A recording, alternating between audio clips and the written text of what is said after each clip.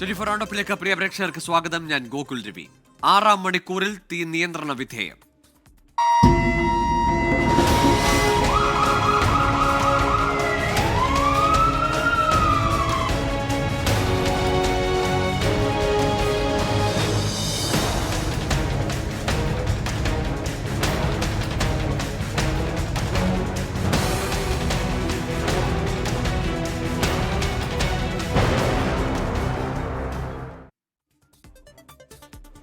കോഴിക്കോട് പുതിയ ബസ് സ്റ്റാൻഡിലെ വൻ തീപിടുത്തം നിയന്ത്രണ വിധേയം. 6 മണിക്കൂറിന് ശേഷമാണ് തീ നിയന്ത്രണ വിധേയമാക്കാൻ സാധിച്ചത്. ബസ് സ്റ്റാൻഡ് ഗോഡൌണിലെ തുണി ഗോഡൌണിലെ തീ ഇപ്പോഴും പൂർണ്ണമായി അണയ്ക്കാൻ സാധിച്ചിട്ടില്ല.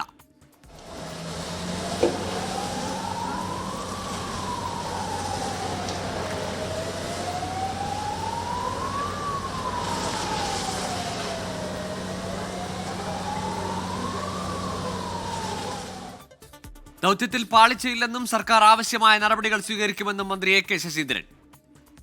ആത്മാർത്ഥമായ പ്രവർത്തനത്തിന്റെ ഫലമായി ഇപ്പോൾ സ്ഥിതിഗതികൾ പൂർണ്ണമായും നിയന്ത്രണ വിധേയമായി മാറിയിട്ടുണ്ട്. ആശങ്കപ്പെടേണ്ടതില്ല എന്നതാണ് ഇപ്പോഴത്തെ സ്ഥിതി. പരിപാടി പൂർണ്ണമാകുന്നതുവരെ സന്നദ്ധ സംഘടനകളും ഗവൺമെൻറ് മെഷീനറിയും പൂർണ്ണമായ തോതിൽ തന്നെ പ്രവർത്തിക്കുന്നതാണ്. വലിയ തോതിലുള്ള നാശനഷ്ടങ്ങളാണ് വ്യാപാരി സമൂഹത്തിനുണ്ടായിട്ടുള്ളത്. ഗവൺമെന്റ് ഓരോരുത്തർ തന്നെ പരിഗണിക്കും എന്നാണ് എനിക്ക് പറയാനുള്ളത്. രാഹുൽ സുരേഷ് ഉണ്ട് കോഴിക്കോട് നിന്ന് വിശദാംശങ്ങളുമായി. രാഹുൽ, ആളപായമില്ലെങ്കിലും ഈ അടുത്ത കാലത്തെങ്ങും കണ്ടിട്ടില്ലാത്ത വിധം നമ്മുടെ അഗ്നിരക്ഷാ സംവിധാനങ്ങൾ പകച്ചുപോയ ഒരു തീപിടുത്തമാണ് കോഴിക്കോടുണ്ടായത്. 6 മണിക്കൂർ എന്ന് പറയുന്നത് ഒരു ചെറിയ സമയമല്ല. ഇത്രയധികം സമയം കൊണ്ട് ആ കോംപ്ലക്സ് ആകെ തീപിടിക്കുന്നു. ഒരു 2 നില പൂർണ്ണമായും കത്തി അമരുന്നു. ഇനി ഈ സംഭവത്തിൽ എങ്ങനെയാണ് ഈ തീപിടുത്തം ഉണ്ടായത്? ഈ കെട്ടിടത്തിന്, ഈ സ്ഥാപനത്തിന് സുരക്ഷാ NOC ഉണ്ടായിരുന്നോ? ഫയർ സേഫ്റ്റി മാനദണ്ഡങ്ങൾ പാലിച്ചിരുന്നോ എന്ന അടക്കമുള്ള ഒരുപാട് ചോദ്യങ്ങൾ ഉയരുന്നു. ഫയർഫോഴ്സിനെതിരെയും ആക്ഷേപം ഉണ്ടായിരുന്നു വ്യാപാരികളുടെ ഭാഗത്തു നിന്ന്. ഇക്കാര്യത്തിലൊക്കെ ഒരു അന്വേഷണത്തിന്റെ ഘട്ടത്തിലേക്ക് കടന്നിട്ടുണ്ടോ? അത്തരം പ്രതികരണം ലഭ്യമായിട്ടുണ്ടോ? ഗോകുൽ, കോഴിക്കോട് നഗരത്തെ മുൾമുനയിൽ നിർത്തിയ മണിക്കൂറുകളാണ് കഴിഞ്ഞുപോയത്. അങ്ങനെ 6 മണിക്കൂർ നീണ്ട രക്ഷാദൗത്യത്തിനൊടുവിൽ തീ നിയന്ത്രണ വിധേയമായി എന്ന് ഔദ്യോഗികമായി അറിയിക്കുകയാണ്. വനമന്ത്രി എ കെ ശശീന്ദ്രനാണ് അല്പസമയം മുമ്പ് തീ നിയന്ത്രണ വിധേയമായി എന്ന് ഔദ്യോഗികമായി തന്നെ അറിയിച്ചത്. പക്ഷേ തീ അണയ്ക്കും വരെ ആ രക്ഷാദൗത്യം തുടരുമെന്നുകൂടി മന്ത്രി പറയുകയാണ്. ഇപ്പോൾ നമ്മൾ നിലവിലെ സാഹചര്യം അനുസരിച്ച് കെട്ടിടത്തിന്റെ നടുഭാഗത്ത് ഇപ്പോഴും തീ തുടരുകയാണ്. നമ്മൾ മനസ്സിലാക്കുന്നതനുസരിച്ച്, ഇവിടുത്തെ വ്യാപാരികൾ പറയുന്ന അനുസരിച്ച് മധ്യഭാഗത്താണ് ഈ കെട്ടിടത്തിന്റെ വേസ്റ്റ്, അതായത് ഈ കെട്ടിടവുമായി ബന്ധപ്പെട്ട മുഴുവൻ വേസ്റ്റുകളും കൂട്ടിയിടുന്നത് ആ മധ്യഭാഗത്താണ്. അവിടെയാണ് ഇപ്പോഴും തീ തുടരുന്നത് എന്നാണ് നമ്മൾ മനസ്സിലാക്കുന്നത്. അകത്ത് ഇപ്പോഴും തീ ആളി കത്തുന്നുണ്ട്, പക്ഷേ അത് പുറത്തേക്ക് വരുന്നില്ല എന്നത് മാത്രമാണ് ഈ നിമിഷത്തിലെ ഏറ്റവും പ്രധാനപ്പെട്ട കാര്യം. പക്ഷേ വിവിധയിടങ്ങളിൽ പുകയുമുണ്ട്. അതായത് ഇടതുഭാഗത്തു നിന്നും നടുഭാഗത്തു നിന്നും പുക പുറത്തേക്ക് വരുന്നുണ്ട്. വലതുഭാഗത്തെ തീ ഏതാണ്ട് പൂർണ്ണമായും അടച്ചിട്ടുണ്ട്. എന്താണെങ്കിലും ഇന്ന് രാത്രിയും ഈ രക്ഷാദൗത്യം തുടരുമെന്നാണ് മന്ത്രി ഔദ്യോഗികമായി അറിയിച്ചിട്ടുള്ളത്. ഇനിയുള്ളത് എന്ത് സംഭവിച്ചു, എങ്ങനെയാണ് ഈ തീപിടുത്തം ഉണ്ടായത് എന്നതിലാണ് ഇപ്പോൾ അന്വേഷണം പുരോഗമിക്കുന്നത്. അതിൽ സർക്കാർ സാധ്യമായ എല്ലാ കാര്യങ്ങളും ചെയ്യുമെന്നാണ് വനം മന്ത്രി അല്പം മുമ്പ് അറിയിച്ചിട്ടുള്ളത്. എന്താണെങ്കിലും ഫയർഫോഴ്സിന്റെ അന്വേഷണം ഇതിനോടകം തന്നെ ആരംഭിച്ചിട്ടുണ്ട്.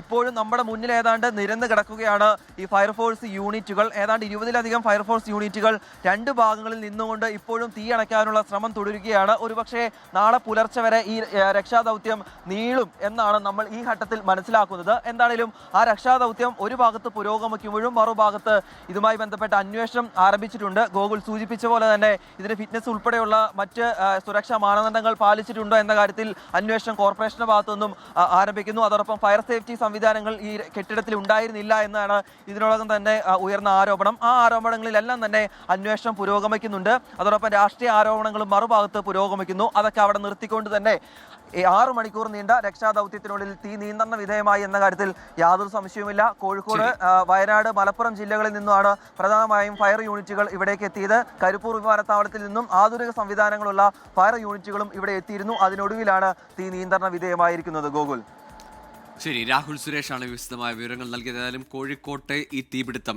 ഒരുപാട് ചോദ്യങ്ങൾ ഉയർത്തുന്നുണ്ട്. സുരക്ഷ സംബന്ധിച്ചുള്ള ആശങ്കയാണ് ഇന്നത്തെ ഈ തീപിടുത്തം മുന്നിൽ വെക്കുന്നത്. സുരക്ഷാ സംവിധാനങ്ങൾ പ്രവർത്തിച്ചില്ല എന്നത് അത് വ്യക്തമായ ഒരു ചിത്രം കൂടിയായിരുന്നു ഇന്നത്തെ തീപിടുത്തം. ഏതായാലും ഇനി അന്വേഷണം നടക്കേണ്ടതുണ്ട്. ഇപ്പോഴും ഈ 6 മണിക്കൂർ പിന്നിടുമ്പോഴും നിയന്ത്രണ വിധേയം എന്നതാണ്. തീ പൂർണ്ണമായും അണയ്ക്കാനായിട്ടില്ല എന്നതാണ് കോഴിക്കോട്ടെ സാഹചര്യം. ആഗോള കത്തോലിക്ക സഭയ്ക്ക് പുതിയ ഇടയൻ.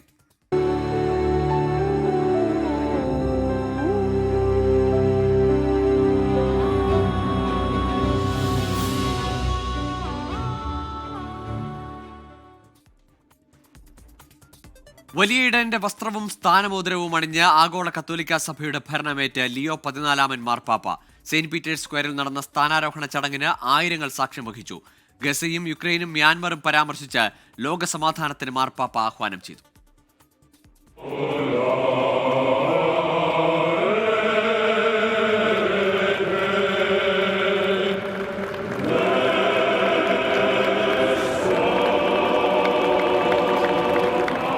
വിശുദ്ധ പത്രോസിന്റെ സിംഹാസനത്തിൽ 267 മാർപ്പാപ്പയായി ലിയോ 14. വത്തിക്കാനിലെ സെന്റ് പീറ്റേഴ്സ് ചത്തുരത്തിൽ നടന്ന സ്ഥാനാരോഹണ ചടങ്ങിൽ സഭാ നേതൃത്വത്തിന്റെ സാരഥ്യം ലിയോ 14 ഏറ്റെടുത്തു. കുർബാന മധ്യേ പുതിയ മാർപ്പാപ്പയെ അധികാര ചിഹ്നങ്ങളായ മുക്കുവന്റെ മോതിരവും പാലിയവും അണിയിച്ചു. This liturgical insignia of the Roman pontiff to Pope Leo upon his finger.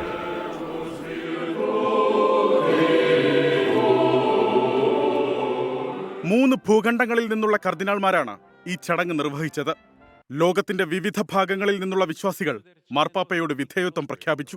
യുദ്ധത്തിന്റെ കെടുതികൾ അനുഭവിച്ചവരെ മറക്കാനാകില്ലെന്ന് മാർപ്പാപ്പ. ഗസയും യുക്രൈനും മ്യാൻമറും സൂചിപ്പിച്ച മാർപ്പാപ്പയുടെ യുദ്ധവിരുദ്ധ സന്ദേശം. In this moment, we cannot forget our brothers and sisters who suffer because of war in Gaza, the children, the families, the elderly, and those who have survived have been reduced to famine. കുർബാന മധ്യേയുള്ള പ്രസംഗത്തിലും നന്ദി പ്രസംഗത്തിലും അന്തരിച്ച Francis പാപ്പായെ Leo 14 പരാമർശിച്ചു.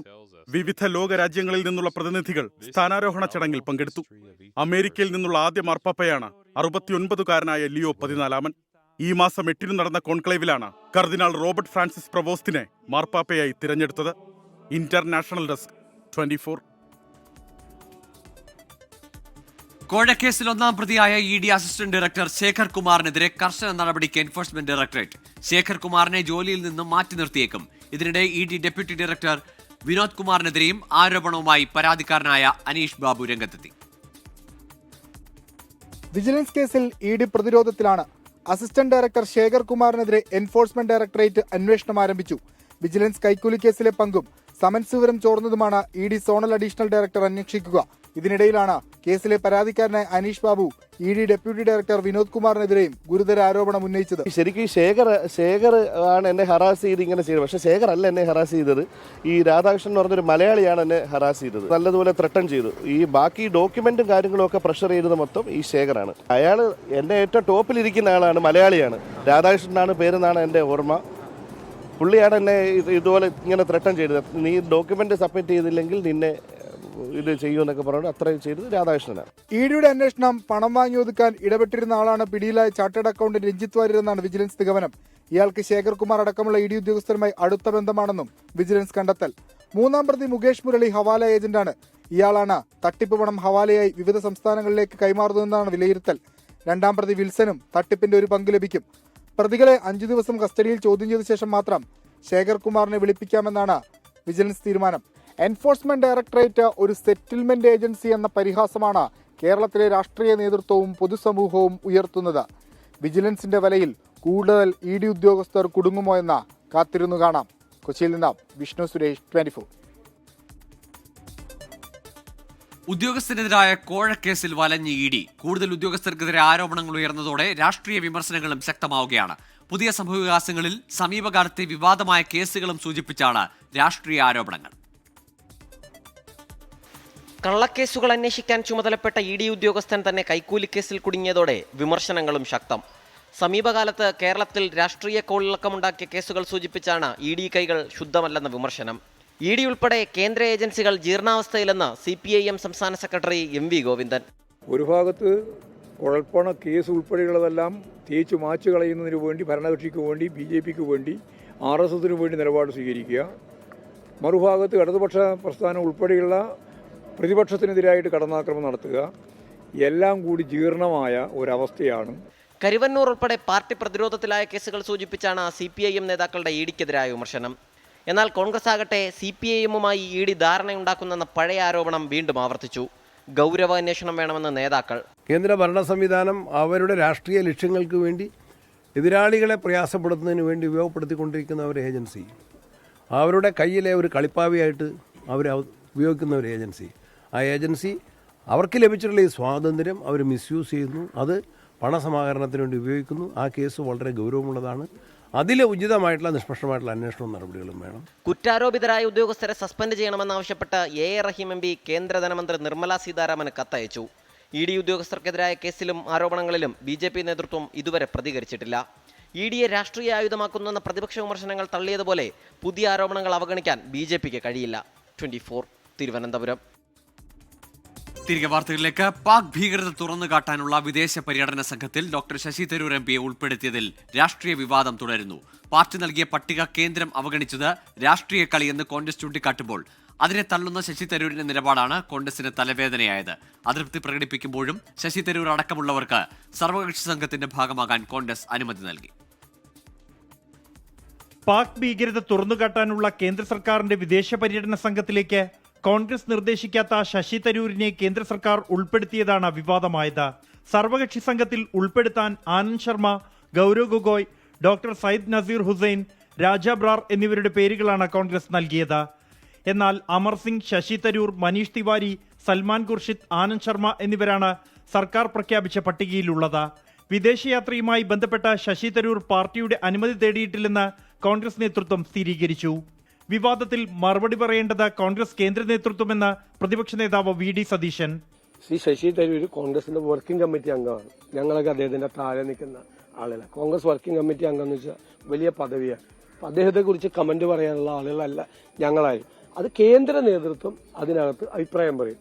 ആ അഭിപ്രായം എന്തായാലും അത് തന്നെയായിരിക്കും ഞങ്ങളുടെ അഭിപ്രായം. എന്നാൽ ഈ വിഷയത്തിൽ കൂടുതൽ വിവാദത്തിലേക്ക് പോകുന്നത് ഗുണം ചെയ്യില്ലെന്നാണ് കോൺഗ്രസ് നേതൃത്വത്തിന്റെ വിലയിരുത്തൽ. പട്ടികയിൽ ഉൾപ്പെട്ട അംഗങ്ങൾക്ക് സർവകക്ഷി സംഘത്തിന്റെ ഭാഗമാകാൻ അനുമതി നൽകിയ കോൺഗ്രസ് ഭീകരതയ്ക്കെതിരായ പോരാട്ടത്തിനിടയിലും കേന്ദ്ര സർക്കാർ രാഷ്ട്രീയം കളിക്കുകയാണെന്ന് വിമർശിച്ചു. അതേസമയം വിദേശകാര്യ പാർലമെന്ററി സമിതിയുടെ ചെയർമാൻ വിദേശ വിഷയങ്ങളിലെ അഗാധമായ അനുഭവ പരിചയം എന്നിവ പരിഗണിച്ചാണ് സർവകക്ഷി സംഘത്തെ നയിക്കാൻ ശശി തരൂരിന് ചുമതല നൽകിയതെന്നാണ് കേന്ദ്ര സർക്കാരിന്റെ വിശദീകരണം. 24 ഡൽഹി.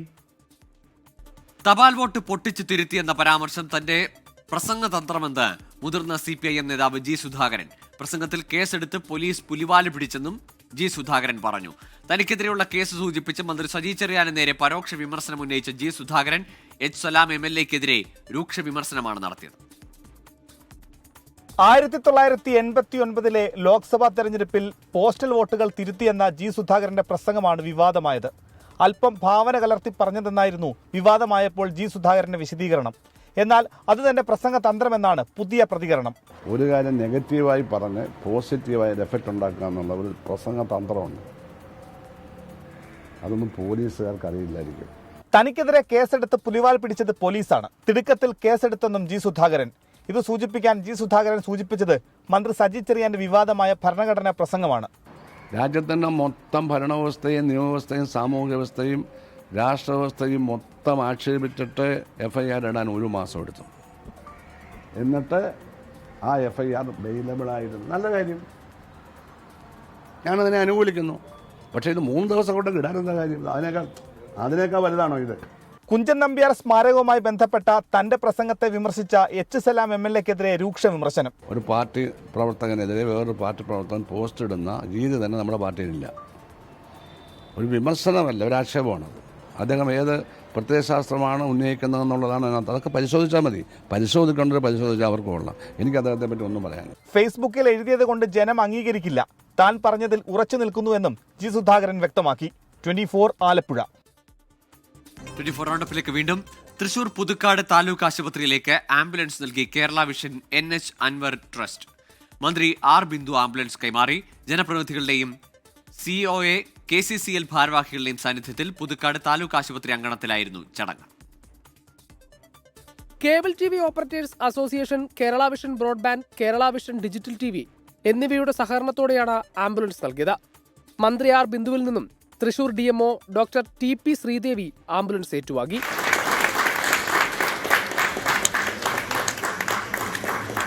പുതുക്കാട് താലൂക്ക് ഹോസ്പിറ്റലിന് ആംബുലൻസ് നൽകാൻ തയ്യാറായിട്ടുള്ള കേരള വിഷനെ നിങ്ങളെ ഏവരെയും പ്രതിനിധീകരിച്ചുകൊണ്ട് ഞാൻ അഭിനന്ദിക്കുന്നു. കെ രാമചന്ദ്രൻ MLA അധ്യക്ഷത വഹിച്ചു. ജില്ലാ panchayat president VS Prince, Kodakara block panchayat president KM Chandran, Puthukkad panchayat president KM Baburaj, COA general secretary PB Suresh, Kerala vision chairman K Govindan, Kerala vision MD PP Suresh Kumar എന്നിവർ മുഖ്യാതിഥികളായി. 23 ലക്ഷം രൂപയോളം ചിലവഴിച്ചാണ് കേരള വിഷൻ ആംബുലൻസ് നൽകിയത്. 24 തൃശൂർ. 24 വാർഷികത്തിൽ തന്റെ ജന്മദിന സമ്മാനമായി Lulu group chairman MA Yusuf Ali വാഗ്ദാനം ചെയ്ത 5 വീടുകളിൽ 4 വീടുകളുടെ താക്കോൽദാന ചടങ്ങ് നാളെ കൊച്ചി നെടുമ്പാശ്ശേരിയിലെ മാരിയറ്റ് കോർട്ട്യാർഡിൽ ഉച്ചയ്ക്ക് 12:30 നടക്കുന്ന ചടങ്ങിൽ MA യൂസഫ് അലിയും 24 ചീഫ് എഡിറ്റർ R ശ്രീകണ്ഠൻ നായരും പങ്കെടുക്കും. 24ന്റെ വാർഷികത്തിലാണ് 5 വീടുകൾ നിർമ്മിച്ചു നൽകാമെന്ന് Lulu group chairman MA Yusuf Ali വാക്കു നൽകിയത്. 24 ഐഡന്റിഫൈ ചെയ്യുന്ന 5 ആളുകൾക്ക് 5 വീട് വെച്ചു കൊടുക്കാൻ ഞാൻ പ്രോമിസ് ചെയ്യുന്നു.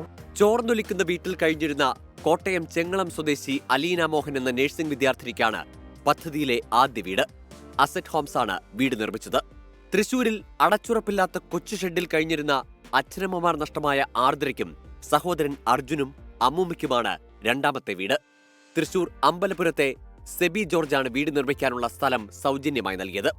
ആലപ്പുഴ ജില്ലയിലെ കായംകുളത്ത് രജിത്ര മോഹനും കുടുംബത്തിനും പത്തിയൂർ പഞ്ചായത്തിലെ 10ാം വാർഡിൽ വീടൊരുങ്ങി.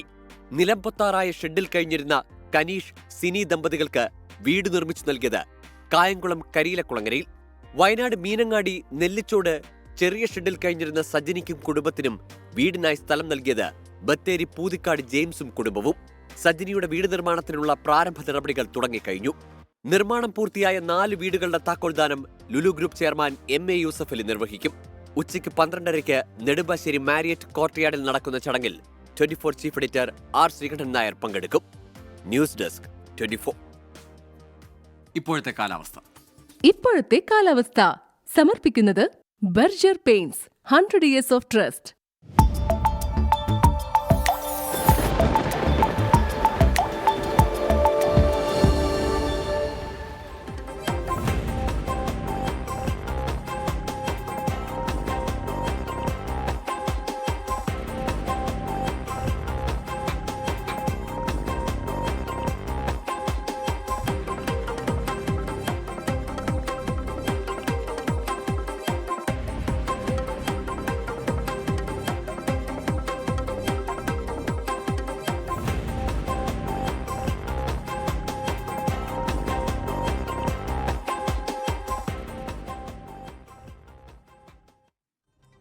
ഇതോടെ 24 പൂർണ്ണമാകുന്നു. നമസ്കാരം.